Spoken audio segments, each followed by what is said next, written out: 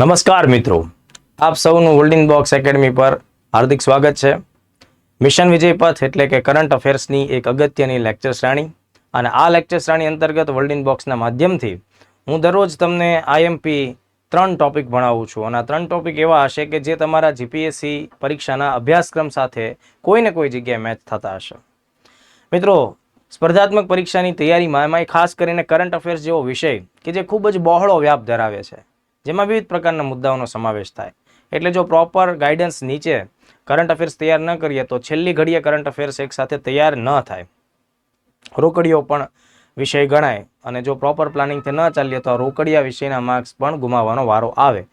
નિયમિતતા એ તમારી સફળતાની સૌથી મોટી ચાવી સાબિત થાય. જો તમે રેગ્યુલર બેઝિસ ઉપર ભણશો આળસ કર્યા વગર, તો તમે ચોક્કસપણે કરંટ અફેર્સ ઉપર કંટ્રોલ રાખી શકશો. આજના લેક્ચર નંબર 38માં 3 ટોપિક ભણવાના છે. એમાં એક ડિફેન્સ સાથે સંકળાયેલો મુદ્દો છે, ઇનવર મિસાઇલ, એક અગત્યની મિસાઇલ. ત્યારબાદ નાવિકા સાગર પરિક્રમાની સેકન્ડ જે ટૂર હતી એ આજની તારીખે 29મી મેના દિવસે કન્ક્લુડ થાય છે. મહિલા સશક્તિકરણનો મુદ્દો છે અને ભારત સરકારનું એક અગત્યનું અભિયાન છે. અને ઇન્ટરનેશનલ એવરેસ્ટ ડે એ પણ ઉજવવામાં આવે છે દર વર્ષે, તો આપણે એની પણ વાત આ લેક્ચરમાં કરીશું. સૌથી પહેલા આપણે વાત કરી છે ઇનવર મિસાઇલની. તો તાજેતરમાં જ ભારત સરકારના રક્ષા મંત્રાલય દ્વારા નજીકના સમયમાં ઇન્ડિયન આર્મી માટે 500 જેટલી ઇનવર મિસાઇલ, કે જે એક પ્રકારની એન્ટી ટેન્ક ગાઇડેડ મિસાઇલ છે, મતલબ કે દુશ્મનની ટેન્કનો નાશ કરવા માટેની મિસાઇલ છે, તો તેની ખરીદી માટેના જે પ્રસ્તાવને ફાઇનલ મંજૂરી આપી દીધી છે. એક્ઝેક્ટ આંકડો તો હજી કોઈ સોર્સમાં આવ્યો નથી, પણ 500 મિસાઇલને ધ્યાનમાં રાખીને કેન્દ્ર સરકારના રક્ષા મંત્રાલયે આશરે 2000 થી 3000 કરોડ રૂપિયા સુધીનું ફંડિંગ બજેટ ફાળવેલું છે. આ ઇનવર મિસાઇલ છે મિત્રો, એ એન્ટી ટેન્ક ગાઇડેડ મિસાઇલ છે.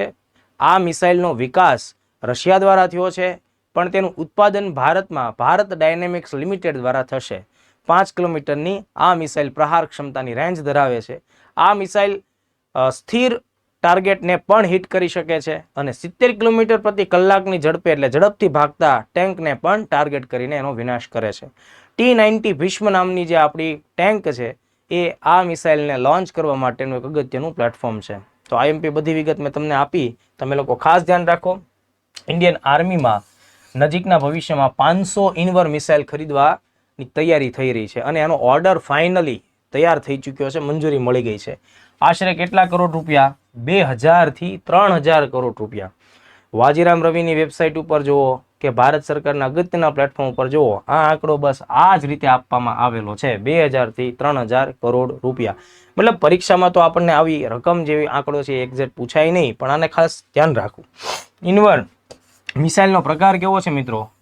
એન્ટી ટેન્ક ગાઇડેડ મિસાઇલ છે. દુશ્મન જ્યારે લડાઈ લડતી વખતે રણ વિસ્તાર જેવા પ્રદેશમાં જ્યારે ટેન્ક જેવા ભારે ભરખમ વજનદાર હથિયારો સાથે તમારી ઉપર આક્રમણ કરે છે, તો આર્મી આવી ટેન્કને ભારતની સીમાઓથી ખૂબ દૂર રાખવા માટે અને જલ્દી એનો નાશ કરવા માટે જે ચોક્કસ નાના કદ આકારની પ્રિસાઇઝ મિસાઇલ ઉપયોગમાં લે, એને એન્ટી ટેન્ક મિસાઇલ કહેવાય. એન્ટી શબ્દ આવે એટલે તમારે વિરોધી સમજવાનું, એટલે ટેન્કનું વિરોધી એન્ટી ટેન્ક ગાઇડેડ મિસાઇલનો ઉપયોગ થશે. ખાસ ધ્યાન રાખવું, વિકાસ કરતા કોણ છે? વિકાસ કરતા રશિયા છે, ભારતનું DRDO નથી. રશિયાની કંપની છે રોઝોબોરોન એક્સપર્ટ. આ ખાસ ધ્યાન રાખજો, રોઝોબોરોન એક્સપર્ટ, બરાબર. આ નામ આપણા માટે મહત્વનું. આ રશિયાની ડિફેન્સ કંપની છે દોસ્તો, એજન્સી છે જે હથિયારોનો વિકાસ કરે છે. તો વિકાસ છે એ રશિયા દ્વારા થયો અને એનું ઉત્પાદન licence based Bharat dynamics limited BDL, કે જે 1970માં ભારત સરકારે રચેલી સરકારી કંપની છે, પબ્લિક સેક્ટર અંડરટેકિંગ્સ છે, બરાબર. તો આ PSU છે, 1970માં હૈદરાબાદ એટલે કે તેલંગાણામાં કાર્યરત છે. ભારત ડાયનેમિક્સ લિમિટેડ BDL આપણે તેને કહેતા હોઈએ. આમાંથી પ્રશ્ન આવી શકે, એટલે આ મુદ્દો બિલકુલ પણ નજરઅંદાજ ન કરશો. હવે જ્યારે આ ટેન્ક વિશે ખરીદવાની બાબતો ફાઇનલ થઈ રહી છે અને નજીકના ભવિષ્યમાં એ આર્મી માટે જોઈન પણ થશે, ત્યારે એના કેટલાક ફીચર્સ ધ્યાને રાખો. આ ટેન્કને ક્યાંથી લોન્ચ કરવામાં આવશે? તો અહીંયા જે તમને પ્લેટફોર્મ બતાવવામાં આવ્યું છે, બરાબર, આ જે પ્લેટફોર્મ છે એ ભારતે રશિયા પાસેથી જ ખરીદેલી એક અગત્યની ટેન્ક છે અને એનું નામ શું છે? T-90 ભીષ્મ. તો આ એનું પ્લેટફોર્મ છે, T-90 ભીષ્મ એ ટેન્ક છે. આ ટેન્ક ઉપરથી આપણે મિસાઇલને ફાયર કરીશું, બરાબર. તો મિસાઇલ જે ફાયર થશે તેની રેન્જ કેટલી હશે? રેન્જનો મતલબ એ થશે કે મિસાઇલ કેટલા દૂર રહેલા ટાર્ગેટને, કેટલા કિલોમીટર દૂર રહેલા ટાર્ગેટને ડિસ્ટ્રોય કરવા માટે સક્ષમ હોય 5 કિલોમીટરના અંતર ઉપર. તો આ એક બાબત આપણા માટે આઈએમપી. બાકી વસ્તુઓ તમે ન યાદ રાખો તો ચાલશે, બરાબર. જેમ કે મિસાઇલનું વજન ન યાદ રાખો તો બી ચાલે, એનો કદ, આકાર, લંબાઈ, પહોળાઈ, વજન એ બધાનું ખાસ મહત્વ નથી. રેન્જ બહુ જ જરૂરી છે. રેન્જ 5 કિલોમીટર, વજન 17.2 કિલોગ્રામ છે. ખાસ બીજું ધ્યાને રાખવું કે આ સેમી ઓટોમેટિક કંટ્રોલ સિસ્ટમ ધરાવે છે, ફૂલ્લી ઓટોમેટિક કંટ્રોલ સિસ્ટમ ધરાવતી નથી. વિધાનો જો તમને ફસાવવા માંગતા હોય તો આ વિધાન એના માટે ઇનફ થાય, બરાબર, કે ભાઈ આ સેમી ઓટોમેટિક વેમાં કંટ્રોલ થાય, ફૂલ્લી ઓટોમેટિક રીતે કામ કરતી નથી. તો આ પણ એક બહુ જ આઈએમપી ફીચર થાય ગંભીર તૈયારી કરતા વિદ્યાર્થીઓ માટે. તો આ બાબત ભૂલવા જેવી છે જ નહીં, એટલે ખાસ ધ્યાન રાખજો. સ્થિર અને ગતિશીલ, બરાબર, સ્થિર તથા ગતિશીલ બંને પ્રકારના લક્ષ્યાંકોને હિટ કરી શકે છે. સ્થિર એટલે જે ટેન્ક સ્થિર છે, ટેન્કને સાઈડમાં મૂકીને માની લો કે દુશ્મન પાકિસ્તાનના માણસો છે, ચા પાણી નાસ્તો કરવા માટે કોઈ ગયા હોય કોઈ જગ્યાએ, તો એ સ્થિર ટેન્ક હોય તો એનો પણ કચરો કરી શકીએ. અને એને ખબર પડે કે ભારત આપણી પાછળ ભાગ્યું છે અને એ લોકો દુમ દબાઈને મંડે ભાગવા, તો માની લો કે 70 કિલોમીટર પ્રતિ કલાકની ઝડપથી ભાગે છે, તો પણ આપણી આ જે ટેન્ક છે, સોરી આ જે મિસાઇલ છે એનો પીછો કરશે, તેને ડિસ્ટ્રોય કરીને જ જંપશે.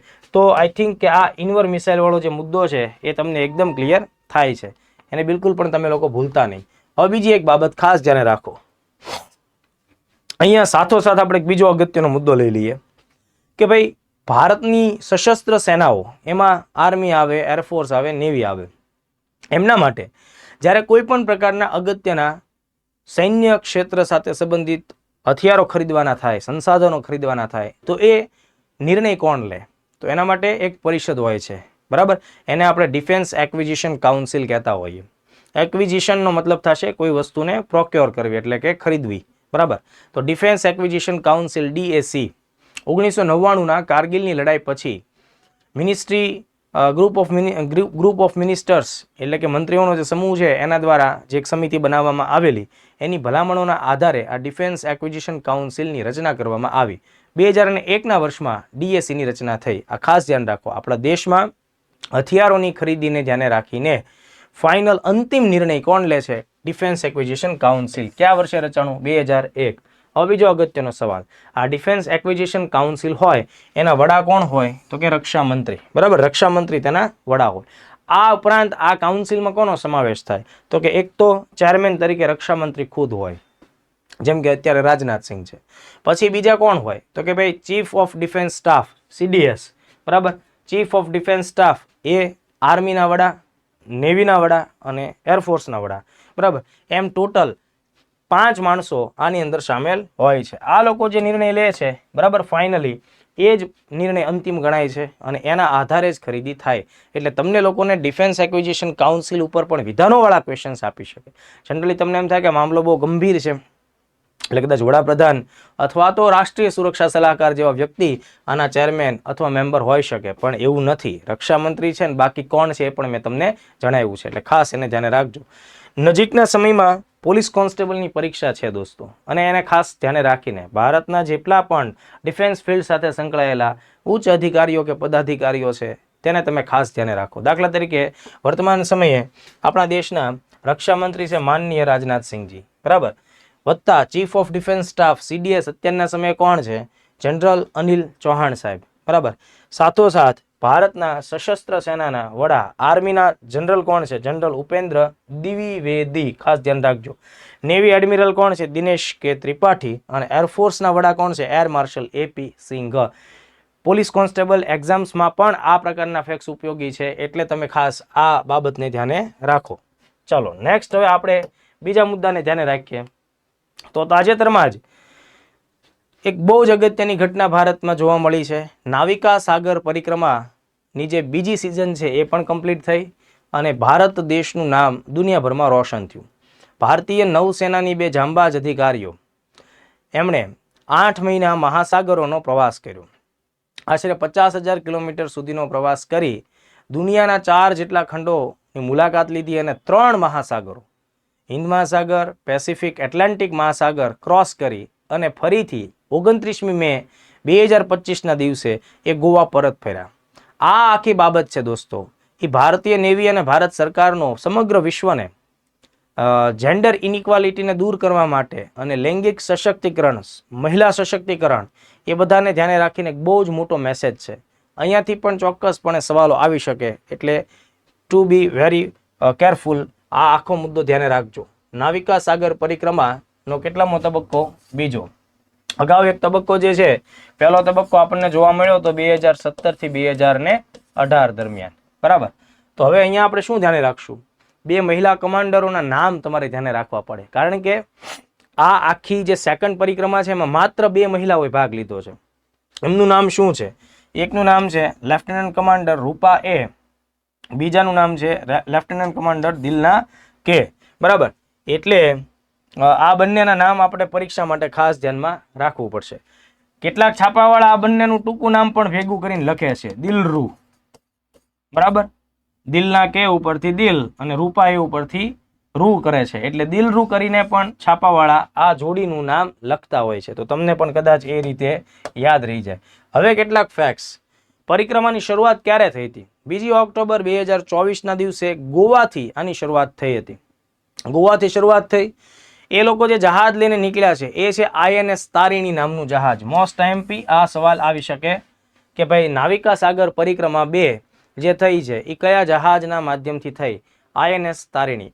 આ ટોટલી ભારતમાં તૈયાર થયું છે, એટલે મેક ઇન ઇન્ડિયાનું ખૂબ સારું ઉદાહરણ કહી શકાય. અને બીજી એક વાત કે આ INS તારીણી છે એ ટોટલી પવન ઉર્જાનો ઉપયોગ કરીને જ ચાલે છે, એટલે રિન્યુએબલ એનર્જી છે તેનું મહત્વ સમગ્ર વિશ્વમાં આ જહાજે ફરતું કર્યું, બરાબર. બીજી એક ખાસ વાત કે આ નાવિકા સાગર પરિક્રમા 2 અંતર્ગત ટોટલ 25,400 નોટિકલ માઇલ, એટલે કે આશરે 50,000 કિલોમીટરનો પ્રવાસ આ બંને જાંબાજ મહિલાઓ દ્વારા ખેડવામાં આવ્યો. આ પ્રવાસ ઘણો બધો અમુક અંશે મુશ્કેલ પણ રહેલો છે, બરાબર. પણ એમ છતાં એમણે હિંમત નથી હારી. 8 મહિના સુધીની આ કામગીરી એમની સતત ચાલી. તો 8 મહિના જેટલો એમનો ટાઈમ લાગ્યો. આમાં એણે કેટલા મહાસાગરોની મુલાકાત લીધી? તો હિન્દ મહાસાગર, પેસિફિક મહાસાગર અને એટલાન્ટિક મહાસાગર, આ 3ની મુસાફરી કરી છે. આ તમારે પરીક્ષાલક્ષી મુદ્દા તરીકે વિધાનવાળા ક્વેશ્ચન્સમાં ધ્યાને રાખવું. 4 ખંડોની એણે મુલાકાત લીધી. એક તો ભારત, ગોવાથી આ પ્રસ્થાન શરૂ થયું એટલે આપણો એશિયા દેશ, એશિયા ખંડ. પછી ઓસ્ટ્રેલિયાની અને ન્યુઝીલેન્ડની મુલાકાત લીધી એટલે એ ઓસ્ટ્રેલિયા ખંડ આવશે.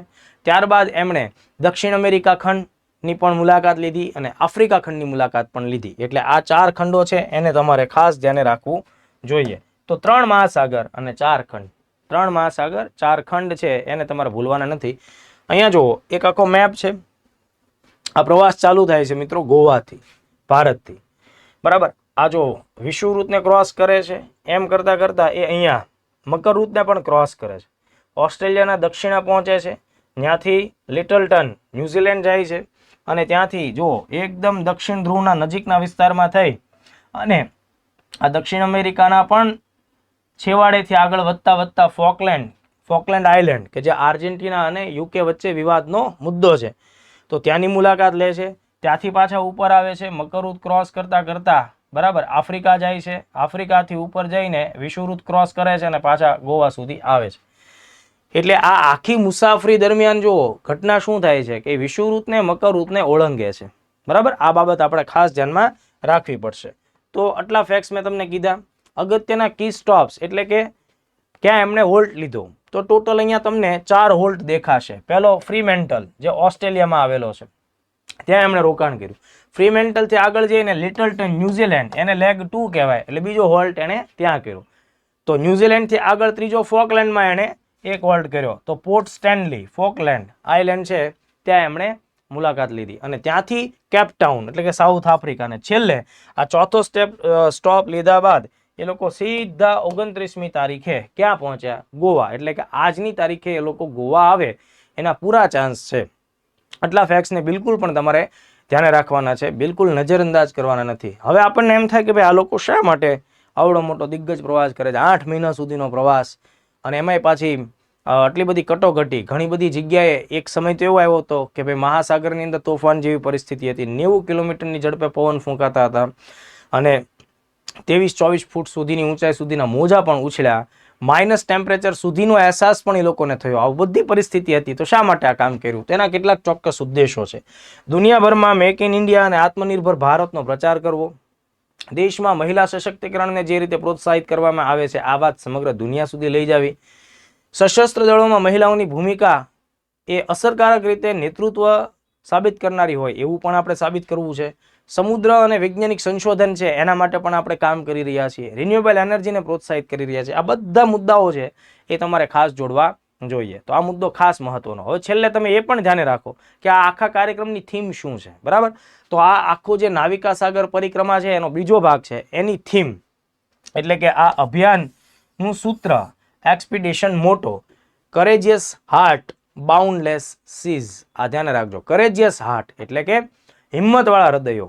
મતલબ આટલું કામ કરવું હોય મહાસાગરમાં, તમે કિનારો છોડીને આગળ જાઓ એટલે દુનિયા જળબંબાકાર હોય, તમારી આગળ પાછળ કશું નથી હોતું ભય મોતના ખતરા સિવાય, પણ છતાંય તે સામાન્ય માણસોનું આ કામ નથી. મતલબ કે આ કરેજિયસ હાર્ટનું કામ છે. કરેજિયસ હાર્ટ બાઉન્ડલેસ સીઝ, મતલબ કોઈ એની બાઉન્ડ્રી જ નથી. આ પ્રકારની આનું કંઈક અર્થઘટન થાય. તો આ વાતને તમે ધ્યાને રાખો. કદાચ આ પણ આપણા માટે આ વર્ષે ખૂબ મહત્વનું થાય. લાસ્ટમાં આજનો છેલ્લો મુદ્દો આપણે ધ્યાને રાખવો છે. આજે છે 29મી મે, જ્યારે હું આ વસ્તુ રેકોર્ડ કરી રહ્યો છું ત્યારે 29મી મે એટલે આંતરરાષ્ટ્રીય એવરેસ્ટ દિવસ, બરાબર? માઉન્ટ એવરેસ્ટની ઉજવણી અથવા તો માઉન્ટ એવરેસ્ટ છે એનું મહત્વ, અથવા તો આજ સુધીમાં માઉન્ટ એવરેસ્ટને સર કરવા માટે જેટલા માણસોએ અદ્વિતીય સાહસ દાખ્યું છે બધાને સામૂહિક રીતે યાદ કરવાનો આજનો દિવસ. નેપાળે 2008થી માઉન્ટ એવરેસ્ટ દિવસ મનાવવાની શરૂઆત કરી છે, એટલે 29મી મે. હવે તમને એમ થાય કે સર 29મી મે રાખવા પાછળનું કારણ શું? તો એનું એક કારણ છે. પહેલી વખત 1953ના વર્ષમાં 29મી મેના દિવસે સમગ્ર માનવ જાતિમાંથી 2 માણસોએ પહેલી વખત અજેય ગણાતો માઉન્ટ એવરેસ્ટ જીત્યો. મતલબ એમ લાગતું હતું કે ભાઈ આ સૌથી હાઈટ વાળો જે ટોચ છે, શિખર છે, ત્યાં સુધી કોઈ માણસ પહોંચી નહીં શકે, પણ 2 માણસો ત્યાં પહોંચ્યા. તો એ જે 2 માણસો છે તો શેરપા તેન્ઝિંગ નોર્ગે અને એડમંડ હિલેરી. નોર્ગે છે એ નેપાળથી હતા અને એડમંડ હિલેરી ન્યુઝીલેન્ડના હતા. આ બંને માણસોએ સાથે મળીને પહેલી વાર માનવ જાતિને એવરેસ્ટ ઉપર સર કરાવી.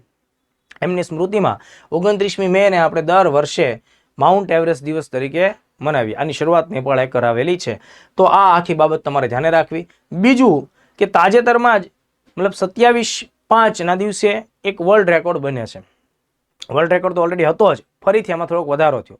નેપાળના એક સાહસિક માઉન્ટેનિયર એટલે કે પર્વતારોહક જેનું નામ છે કામી રીતા શેરપા. ધ્યાન આપજો, કામી રીતા શેરપા 55 વર્ષની ઉંમર ધરાવે છે.